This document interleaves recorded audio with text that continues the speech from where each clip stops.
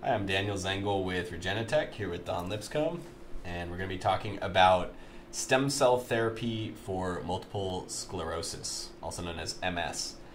So this is a debilitating condition that affects about 400,000 people in the United States, about 2.5 million people worldwide. And I'm sure most people are familiar with this condition. It's marked by rapid degeneration of muscle function and cognitive function. It's a debilitating disease with no known cure. And as of today, there are 12 medications that are FDA approved for treatment of symptoms for MS. But these medications have a huge host of negative side effects. And really, there's a lot of research being done looking for better ways to help these patients. And it makes sense that researchers would look to stem cell therapy and other forms of regenerative medicine to approach this disease because it is something that's systemic. Multiple sclerosis is it affects the whole body. So since stem cells can also affect the whole body, maybe there's something to that. So we have Donna is going to be talking a bit about a study where they used stem cells derived from bone marrow to treat this condition. Don, can you talk a bit about that? Yeah, and this study just came out in 2018. This year. So yeah, it was just a phase 1, but however, it's pretty interesting. And now I'll get into the bits about it. So the nervous system is actually made up of this complex interwoven network of neurons whose rapid transmission of electrical impulses allow us to respond to changes both externally and internally. Though there are many different kinds of nerve cells, in general, a neuron has an axon, a soma, which is the cell body, has the nucleus, and that's where transcription factors and all of that is taken care of, also houses the DNA. Let's see, and the dendrites, and so these branch out from the soma. So just for a brief little bit of neurobiology, so the dendrites will actually receive signals from nearby neurons, and then depending on how strong the signal is, it'll send an electrical impulse to the end of the axon, and then that will disseminate neurotransmitters into something called the synaptic cleft, which are then picked up by other neurons by their dendrites. So you can see how this could progressively map out into this crazy widespread neural network, sort of like the internet. Okay. In order to quickly transduce the electrical impulse, the axon is actually wrapped up in an insulating sleeve of regularly spaced sheaths of a fatty substance called myelin. And this is produced by specialized cells in the nervous system. These are called oligodendrocytes. Oligodendrocytes? Yes, okay, oligodendrocytes.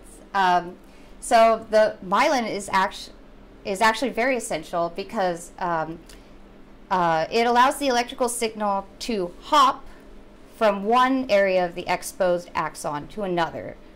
So I don't know how much about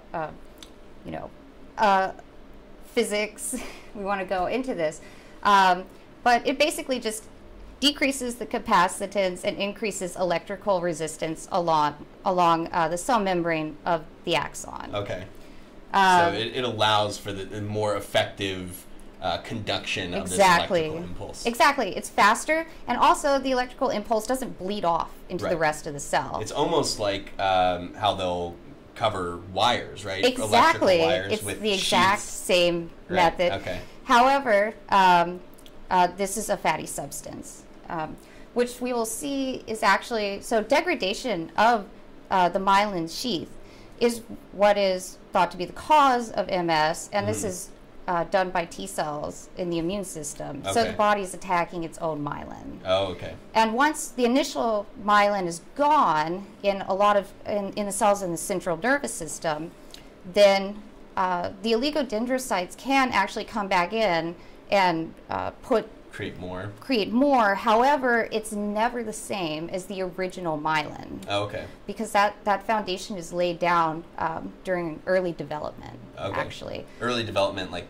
in our infancy? Well, I guess all the way up to adolescence. Oh, okay. You could say. But, yeah. So even though you can have remission of MS symptoms, it will still never be quite the same. Got it.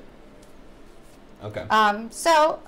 Although there are no cures or treatments, researchers are testing out different types of cell therapies to slow down neuronal decline. So the study we're going to talk about today, this 2018 study, they actually sought to test if MSC-derived neural progenitors, we're going to call this MSC-NPs, may fill this void. So mesenchymal stem cells, as mentioned in the previous video, actually exhibit a number of properties that make them a really good treatment candidate. First, they can differentiate into many different types of cells. So, as mentioned before, they can actually fill the void to compose all the cells that make up a tissue. Right.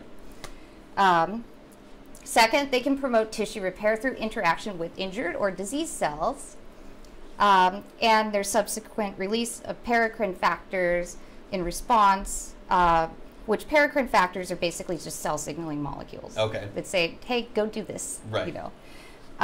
So in addition to differentiating into cells, they can also help cells that are damaged or compromised, and then in addition to that, they're also sending out signals to coordinate other cells? Exactly. It's sort of like if you had a general who could also butt out soldiers and at the same time direct the troops. Those are the MSCs. Those are the MSCs. Okay, got it.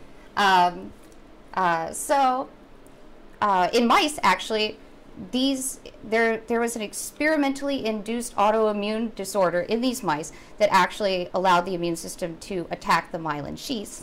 And it was shown that these MSC-NPs actually prevented this autoimmune response. Oh, interesting. In mice. Okay. So that was the premise. That's the basis for this. That was the premise for the study. Okay, got it.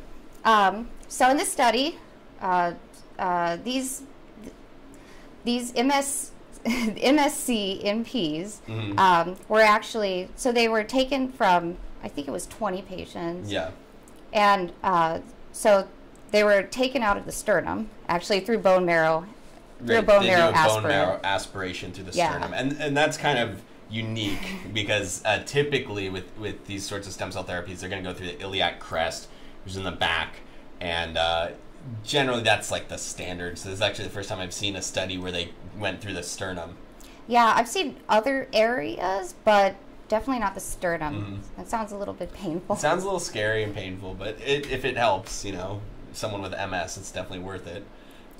Yeah, and so one of the things that this study also wanted to test is can just one aspiration or bone marrow aspirate, actually be frozen, and then those cells be subsequently used later on.